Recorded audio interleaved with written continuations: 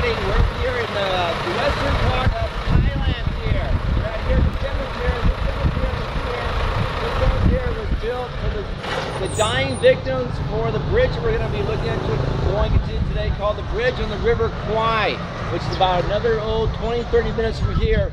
All the people during the war of 1942, World War II, that died building that bridge during the war, and also the train that we're going to be going on a little bit later. The train also died. About 60,000 people died building this particular train.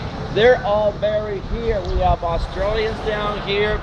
We have Kiwis. We have all different types of nationalities that are buried in this particular cemetery right here. So it's a national cemetery here in Taiwan. We'll stay here for about 5-10 more minutes, and we're going to head up onto going to see the bridge. And later on, I mentioned you earlier, we're going to go ahead and do the elephant trucking and also the train ride. All right, so we have a few more things to do that today.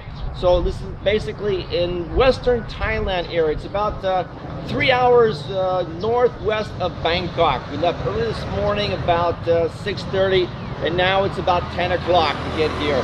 It's a nice day. It was raining last night in Bangkok, but today is okay, a little bit overcast. So anyway, I'll see you guys later.